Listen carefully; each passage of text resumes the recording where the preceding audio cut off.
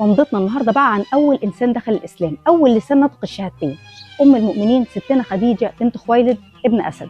كانت من اشراف قريش، ست غنيه وعندها تجاره كبيره. ولما سمعت عن الرسول اللي طبعا لسه ما كانش رسول وقتها، سمعت عن صدقه وامانته، اختارته يشتغل معاها في تجارتها.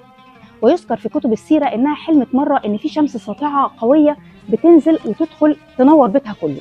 راحت السيده خديجه لابن عمها ورقه بن نوفل تساله، واللي ما كانش بيعبد الاصنام زي باقي قومه لانه ما كانش مقتنع بيها.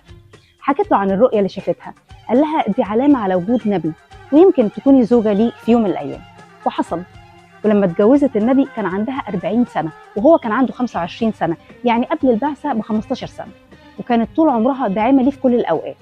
خلفت ستنا خديجه منه 6 اولاد: زينب، رقيه، ام كلثوم، فاطمه، عبد الله، والقاسم. ولما نزل سيدنا جبريل على النبي في غار حراء ويرجع البيت وهو متلخبط وخايف، يقول لها زملوني زملوني، يعني غطوني.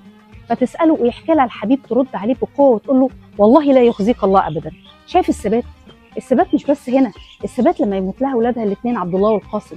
الثبات كمان لما في اخر حياتها تقرر قريش انها تحبس كل المسلمين وعيله النبي في مكان اسمه شعب ابي طالب لمده 3 سنين، يوقفوا التجاره معاهم، ما يتجوزوش منهم ولا يحصل اي تعامل بينهم لغايه لما يموتوا من الجوع. وطبعا ما كانوش عايزين السيده خديجه تدخل معاهم لانها عندها مال وتجاره بتصرف بيه على مكه، لكنها رفضت طبعا ودخلت مع جوزها وعيلتها، وهي اللي انقذت المسلمين، وتجارتها هي اللي اكلتهم وصرفت عليهم وحمتهم باذن ربنا طبعا. وتتوفى ستنا خديجه قبل الهجره ب3 سنين في عام اتسمى عام الحزن. ودي كانت ومضه صغيره بتحكي حكايه كبيره.